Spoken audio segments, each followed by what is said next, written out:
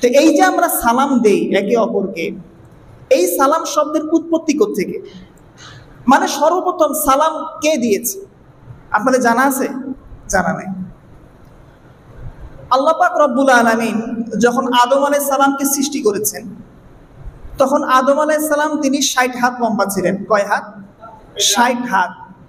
আমরা কয় হাত? 3.5 হাত, 4 হাত, এর বেশি না।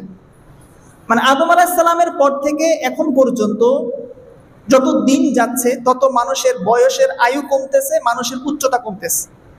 তিনি ছিলেন 60 হাত লম্বা, আর আমরা তার সন্তানাদি, আমরা হচ্ছি মাত্র 3.5 হাত, 3 হাত, 4 হাত, এর বেশি না। তো আদম আলাইহিস সালামকে সৃষ্টি করার পরে আল্লাহ পাক তাকে বললেন যে আদম, তুমি ফেরেশতাদেরকে গিয়ে সালাম দাও। আদম আলাইহিস সালাম তিনি ফেরেশতাদেরকে গিয়ে সালাম দিলেন, আসসালামু আলাইকুম ওয়া রাহমাতুল্লাহ। ফেরেশতারাও বললেন আসসালামু আলাইকুম ওয়া রাহমাতুল্লাহ। আল্লাহ পাক রব্বুল আলামিন আদম নবীকে বললেন যে আদম, এটা হচ্ছে তাহিয়াতুকা ওয়া তাহিয়াতু যুররিয়াতিকা।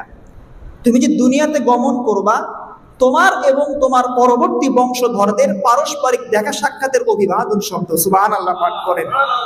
তাহলে সালাম শব্দটা এটা কিন্তু মূলত জান্নাত থেকে আসছে। কোত্থেকে ভাই? জান্নাত থেকে।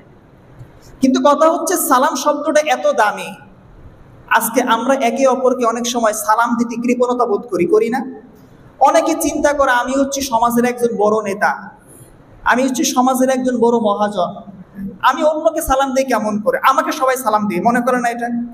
অনেক মুরব্বী এমন আছে, আল্লাহ পাক হেদায়েত দান করুন, জীবনে কোনোদিন মানুষকে সালাম দেয় না, শুধু সালামের অপেক্ষায় থাকে, ঠিক কিনা? রাস্তা দিয়ে হেঁটে আসে, ছোট বাচ্চা, যুবক ছেলে পেলে বসে আছে, দেখে যে বাচ্চারা সালাম দেয় কিনা। যদি সালাম না দেয় তাহলে মুরব্বী ধমক দিয়ে বলে যে বেয়াদব, আদব কায়দা কিছু শিখো নাই, মুরব্বীদেরকে সালাম দেওয়া লাগে, এরকম বলে কি বলে না? ভাই সালামের কোনো বয়স নাই, সালামের কোনো কি নাই, বয়স নাই, বরং বড় ছোটকে সালাম দিবে।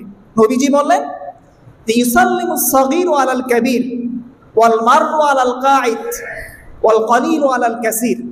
সালামের নিয়ম হচ্ছে ছোট ব্যক্তি বড় ব্যক্তিকে সালাম দিবে, বড় ব্যক্তি ছোট ব্যক্তিকে সালাম দিবে, চলন্ত ব্যক্তি উপবিষ্ট ব্যক্তিকে সালাম দিবে, কম সংখ্যক মানুষ বেশি সংখ্যক মানুষকে সালাম দিবে। সুবহানাল্লাহ পাঠ করেন।